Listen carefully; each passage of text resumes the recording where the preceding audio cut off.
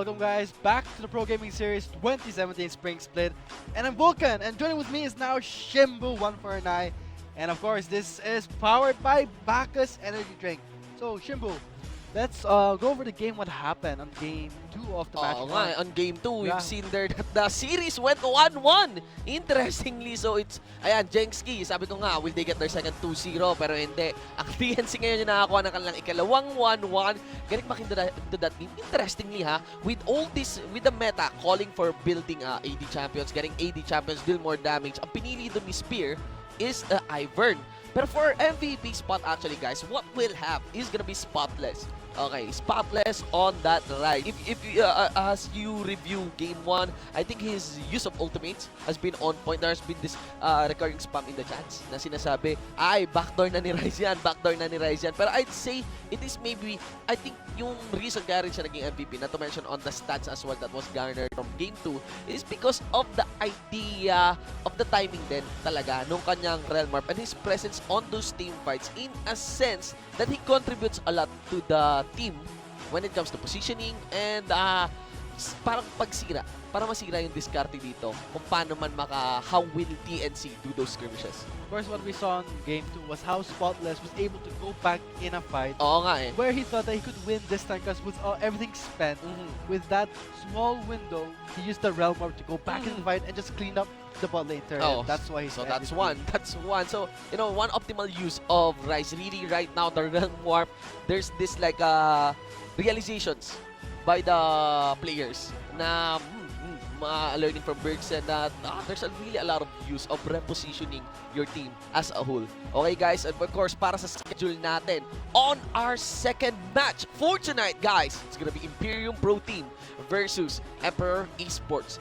Clearly one of the most one-sided games na magaganap ngayon dito sa PGS. You know, Imperium Pro Team cannot be denied as one of the strongest teams here in the PGS, where Emperor Esports create a new team and actually considering their start on the early weeks, first 2 weeks, really early, they enter this game as a big underdog. Okay, so we can see clearly in their standings that Emperor Esports, they were having a really hard time adjusting to the scene of the. Of course, this is the new team, and when they were the new team, immediately the new 10-man system was rolled out in the split this season, and we can see that with 1-3 with their score, it's like a reverse of IPT score. IPT score, which is 3-1. Ladies and gentlemen, that's the big question. That's the big question. Nasaan yung kahinaan dito ng IPT, di ba? Their IPT Pro Team has no visible weakness. Last time, nung natalo sila against Jengski Esports, that is the only time na ang KDA nun ni JLC, if I'm not mistaken, on the assist. I'm pretty sure it is 7-11. 11 deaths, okay, on JLC. It's kind of understandable. He aimed for a split push axe. Pero, ayun, mas naka-double Cloud Drake, if I'm not mistaken as well, yung Jengski. In a sense na ang dali nilang nakaka-respond kay JLC. And it's actually too late for JLC to escape. That's the big question. Will that mistake be done again? Do take note, isa sa mga players ng Emperor Esports ay si MJ. We'll see how he'll fare. Well, we'll see how they fare against Emperor. It's the game between IPT and Emperor Titans versus, you know, the underdogs. So, without David and Goliath, except that yung David ngayon non-biblical. Yung start pa lang ng story. Yeah. Let's see how can Emperor Esports take a win.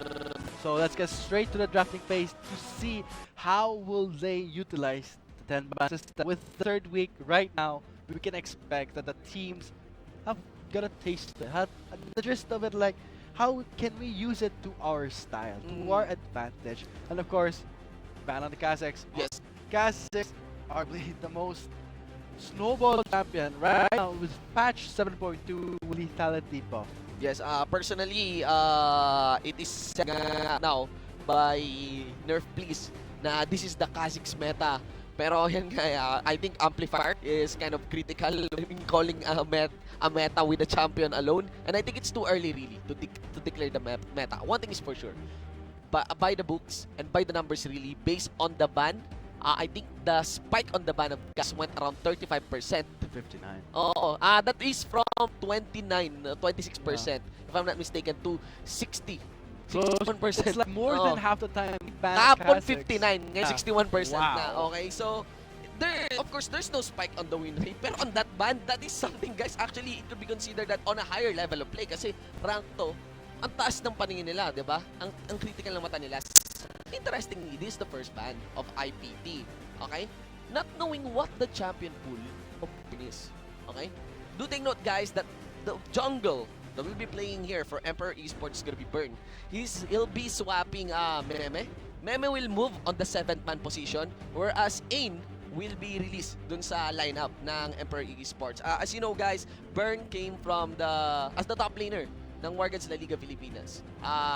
Pilipinas, one of the teams na galing sa BGS 2016 Summer Split. More details of that, guys, is on the esports.garena.ph website /BGS. Yan, on the article. And of course, with that article, you can also read more about the 10-man system Yes. and how in the pro scene it's being, used, how they are strategizing against it. Right now, okay, clearly in the picking phase. Right now, IPT locking in Rengar, Karma, and Anash. So, Rengar pick. Rengar pick ng Rengar IPT. is like the late game version of a Kha'Zix, where in the early phase he's a bit vulnerable, but come into the late game with Vitality being more favorable build for him. Let's see how IPT will play this out. Yun nga ang malaking tanong dito eh. Ganun ka-confident yung IPT. Its confidence as well. It's more of a secure pick. Kunin na natin agad yung Rengar. So the strong champions as well in line with Kha'Zix. Benefits a lot from the top buff na ang Dust Blade of Draktar. Again, guys, by the way, yung plus 25 damage po sa Night Stalker sa Dust Blade of Draktar, hindi yun on the base damage, guys. That is on the Night Stalker on Dust Blade of Draktar. That means every time that you don't show yourself for 1 second, meron kang 4 seconds window with an added plus 25 damage. Of course, that damage is true damage. And that's big. That's true damage. That's big, that is really. very big, and that's Without any cost. without any cost, and that skills with more lethality you have. And now we're in the second banning phase. Corki, Ari being banned. Yeah. To be said here, mapapansin ko rin na may emphasis din on the first iterations ng ban natin na inalis ka agad yung Camille tsaka Poppy. So, IPT has their eyes set as well in the top lane. They don't want to deal any more of that. Actually, talking with IPT members, talking with the IPT players, they said to me na for the most time, hindi sila ganun na nag-prepare sa enemy team nila. Unless meron talagang it's a strategic preparation. For the most part, what they do is really prepare their ban and drafts their own. So sarili nila. And run and yun, not specific ways for a specific team. And I think I understand this. Let's just target the meta picks now for the top lane. Maawa kay Bando on IPT. On IPT, of course. And the Emperor, they banned the Maokai. And look at that, interestingly, Shen and Ashe, I think they can both really work together well. With the Enchanted Crystal Arrow landing a long-range target, if ever there's only one member left, one member in the vicinity of the stun, Kate can just channel, the Shen can just channel the ultimate and make losing fight to a winning fight. And we can see the finalizing pick of Emperor Esports is going to be a Jace and a Zed. Of course, it's a bot lane. And interestingly, guys, in the bot lane, 7.2 patch, may buff. Itong composition ng IPT or the Ardent Sensor works really well on Enchanter Sports that has a scaling attack speed ADC, which is among the 3 hot picks right now in the ADC position. Ashe, Jhin, tsaka Varus. Si Ashe yung pinaka-nagbe-benefit doon, attack speed. And of course, you have the magic resistance added on the Athens. That is a good pickup on Karma. Scale swing on the shield. Scale swing and more spammability, of course. And you have survivability. Survivability, on the bottom lane na may Zyra. Yun yung kinaganda nung added magic resistance na yun. So, I think IPT has done their homework for the 7.2. Interesting. Will the bot lane Ziggs work against an Ashe and a Karma? Oo nga Like we clearly saw what happened when the bot lane Ziggs could not even reach the turret to really use its to its and advantage. The danger of receiving the Enchanted Crystal Arrow up front for our matchup. Gusto ko i-discuss sa inyo. Fade is, I've been revoking about it. He is favorite mid lane right now, but observing his performance, 2017 off game recently, and observing IPT, if you review their games as well, IPT has this really frequent strategy of snowballing light early on. Two-man ganks in the mid lane. Si JL po mid lane, pati yung jungler. On their first gank, usually, Fade would wanna watch out.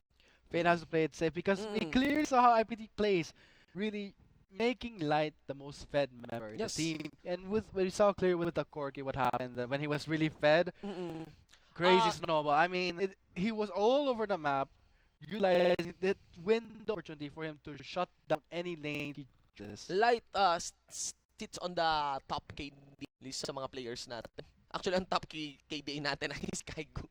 Pero that is ridiculous. He has a 10.0 KD just because he has a game na wala yata siyang, hindi siya namatay. Pero yan, you could see the players as well. Do take note, guys, that IPT here are drawing two junglers.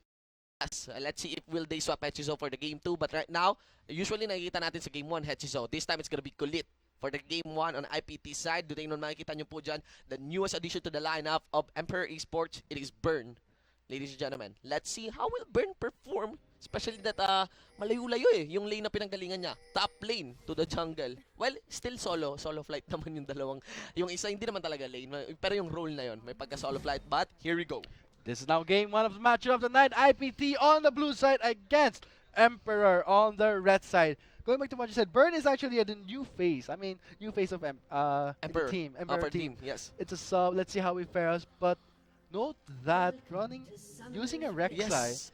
Using a Rek'Sai to at least contest your objectives against the Rengar. I'm not really sure how can Emperor play that card properly because there's the Zyra, there's the Ziggs. It could be tricky. There's also the Rise. Yeah. The design dito, nung kit ng Emperor Esports, I would opt for a different mid lane. Hindi Z. Pero, they could like capitalize on the idea that pwede sila mag-rotate. Ganon. Yun yung kit ng Rek'Sai. He has better map control. He can have a kit that allows you to detect where is the jungler. It's very rewarding if you know where is the position of the Rengar. Diba? And you can make a proactive play na hindi involved doon si Rengar if you cannot go head-to-head with him. Pero that's, composition-wise, it's going to IPT be... Yeah. It's looking really good on And the start of the game. clearly what MJ has to do in the top lane is to prevent JLC to even get that window of opportunity to go to lanes. Yeah, with the that's ultimate. one. That's one, and to play Jace very effectively in pushing him under the turret so that he has no time to. And then, of course, if ever he channels an ultimate, he can go in and cancel that with his knockup. This is what I'm saying kanina sa Jengski. It was on whistle. Yung whistle niya, yung Shen niya, naka-fervor.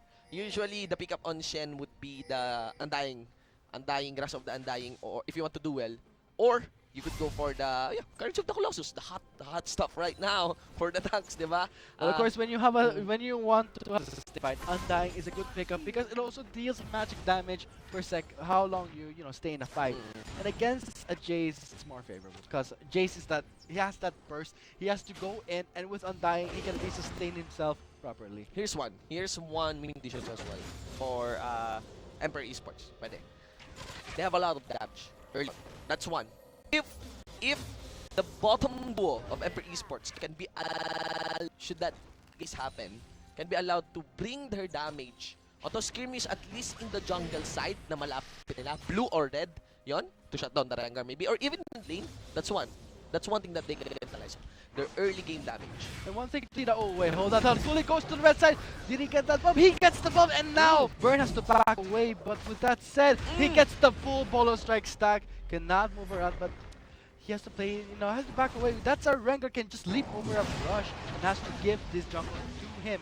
And in the top side, clearly, MJ not having a really good time because JLC playing that Shen with the Undying, plus the Twilight Shroud. Oh, it's gonna at least deny the majority of the damage of that Jace. Interestingly, when Kulit got the red buff, I'm not sure if it's double smite. Yung smite yung ginamit niya to steal that red buff, but clearly he has another smite to steal the Raptor camp of Burn here. Losing two camps, one big, tapos one small. And right now, Very large. in the new jungle, you don't want to lose any more creeps and score, especially that Raptor. The Raptor camp with more EXP given by those little Raptors can really at least let you hit level 6 fast because it's a Rek'Sai. When you hit level 6, it's all about map presence. With those tunnels and rotation, great control in objectives if ever they want to contest. Nicely done there by Bird to mirror Yeah, yung steal dun sa clearly yeah. return the favor. Because mentioning yung sinabi mo kanina, you cannot really afford to lose camp. Kailangan i-mirror mo man lang at least, di ba? Yung agaw sa'yo na cap. But it cannot be denied. It's a red buff pa rin. Denied to Burn. We'll see. We'll see. Now in the bottom lane, pressure will be built up if I think around the level 6 part. Really. So, and we can see Burn rotating to the bot side. Won't be doing much. There's Northern there, so IPT has no idea that he's there. But it did be a nice call. It's a Karma and an Ashe. They have their summons up with the exhaust and heal. He shows himself Seeker that gives IPT the indication that maybe we should try. And look at that. Of course, when you're playing Ashe, it's nice that areas where the wards are covered, he had that hawk shot. And it would be bad For a Rek'Sai. Oh, for me. Yeah. Kasi doon si Kulit. And Kulit is the position to counter Gary, especially that he has 1 level advantage, which is on a Rek. Yeah. Against a Rek'Sai, it's pretty big. Pretty big because he can stack more of his Frosty. Yeah, And yeah. plus, Rek gets a head start against another jungler. He can easily counter jungle. Right now in patch 7, you're counter jungle. It's hard to come back from that EXP loss. You're gonna have that noticeable gap. And I can see Burn rotating again to the bot At lane. least Kulit is not here. No, but Ivolin has been caught off guard. He has the Burn flash, but burns his flash to secure that Xander. first blood for Emperor. Again, one of the win conditions. That early game damage, capitalize on that one, if I'm not mistaken, grasping roots. Connected. Lots of damage to be delivered as well from the plants, plus the damage from Ziggs as well. Q connected. Yeah, he So- burned his splash, but of course Burn also used his splash to blood Yes. to the bot lane Ziggs. That's gonna be big, faster wave clear with more offensive itemization. Actually, to be just maarte about it. Actually, nakuha na ni Burn yung knock-up bago pa siya mag-flash.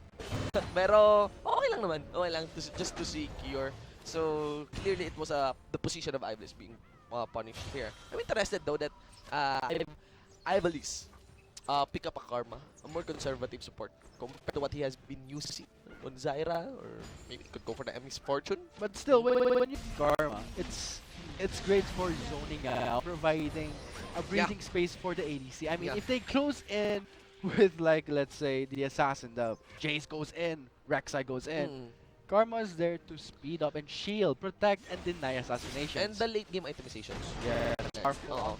with the new Arya Dancer too, will Yep. be picked up by Karma eventually for the Ashe. And in the top lane, MJ is having a hard time. It's the CS, because Shen, he had to pick up a corrupting potion, 2 Dorans.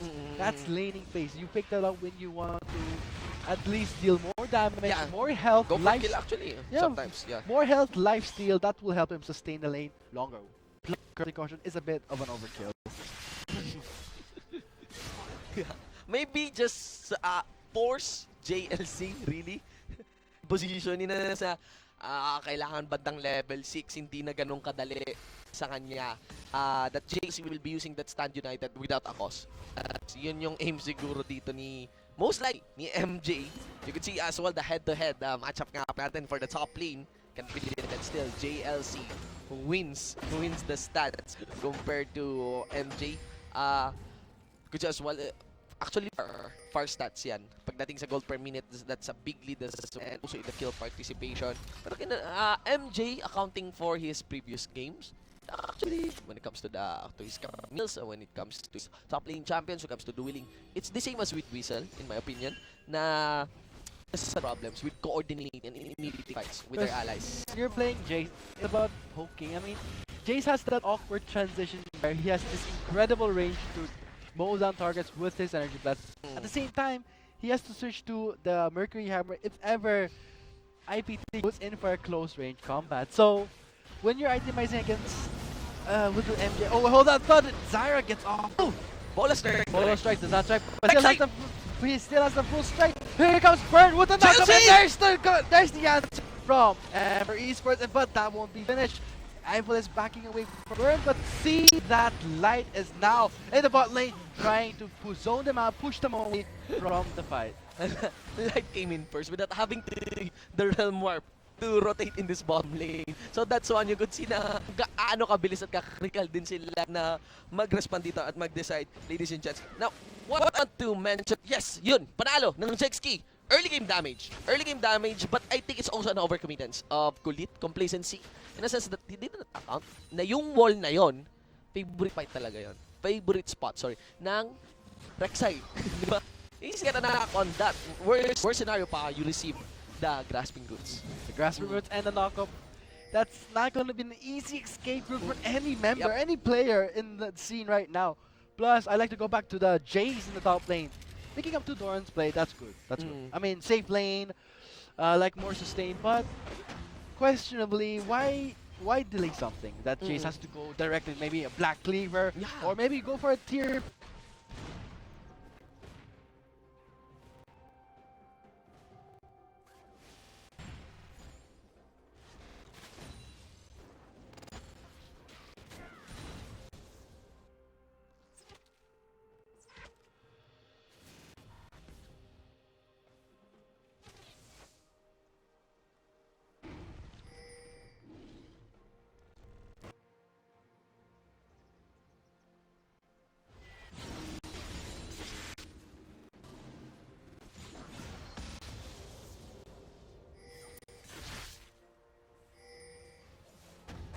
But when you said that Shen has no, damage potential, but clearly he has a lot with the Vorpal play. But hold on, thought he gets taunted, but MJ has his flash. Will get away for third wall. It's just not land. Here comes Light. It's going to be a tower that will be a C. Tanking that starts to get away. Rush to that turret rage. That is actually good rotation. Good dance by IPT. The different strategy by IPT. At 3-man in the mid early on. This is 3 in the okay? What I want to mention is, may dueling potential si Shen. Of course, Pero, Vorpal play. oo, with the Vorpal play. Pero ngayon, yung pinababa na, it leans really on tanking, on the utility nung Shen natin. In the case, if you're facing against a tank, I'd say, rush your Black Cleaver. Rush your Black Cleaver. Para bandang mid-game fights, you get the armor shred.